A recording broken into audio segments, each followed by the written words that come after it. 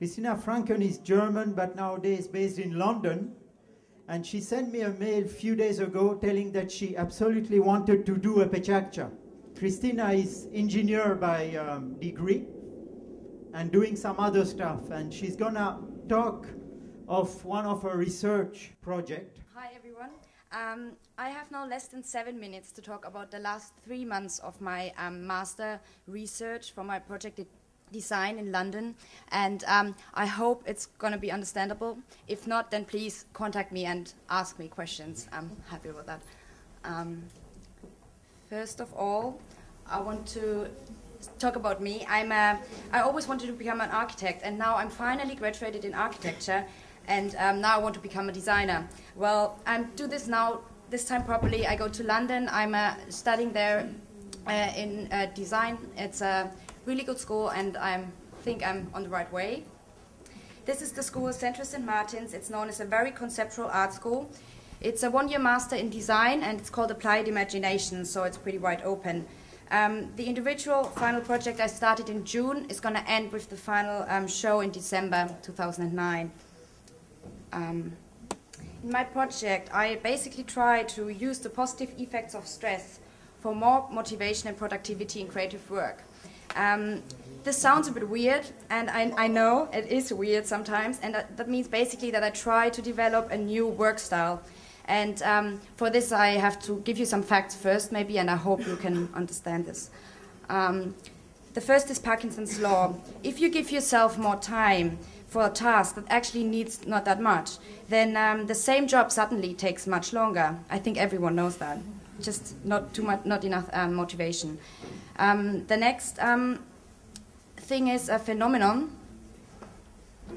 It's a phenomenon that everyone knows as well. People sometimes wait to the latest possible time to start a task they actually should do. That's called the student syndrome.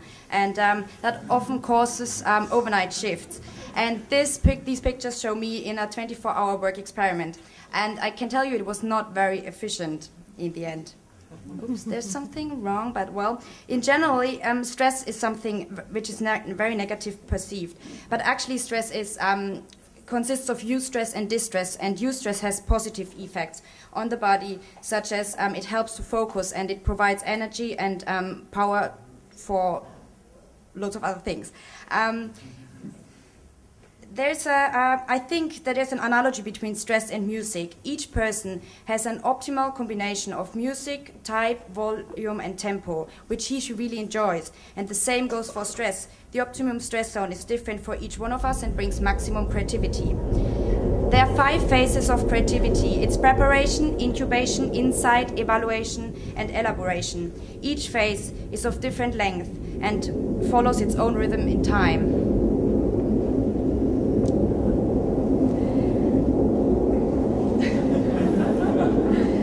Daydreaming is a crucial tool for creativity. It's a thought process that allows the brain to make new associations and connections. Is something wrong? Okay, good. No, this is creative work. There are creative and productive phases, and productive phases can be compressed and can make more efficient. And now daydreaming is a crucial tool for creativity. I said that already. And the guy here on the bottom, he's kind of traveling on the tube in London, and he's dreaming about fashion models. Now, there really was a fashion show some weeks ago on the tube, and guess whose idea that was? Now, during the incubation phase, the brain works unconsciously and makes innovative clues out of knowledge that is already existing. And in the moment we realize this moment is called the insight.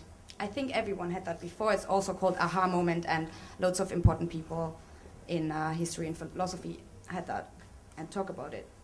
This is a very innovative management technique from the US, where attendance is not required. Only the results you hand in count for your job. No one has to be in the office. There are no fixed working hours, 9 till 5. The essence is that the productivity of the company increases up to 40%. This is extrinsic motivation. The opposite of this is intrinsic motivation. There are 3 elements. It's autonomy, the urge to direct our own lives, mastery, the desire to get better and better in something that matters, and purpose, our yearning to do what we do in the service of something greater than ourselves. Play is subject to scientific research. By forgetting the adult behaviors and by exploring infinite possibilities, actually play can positively influence creative thinking.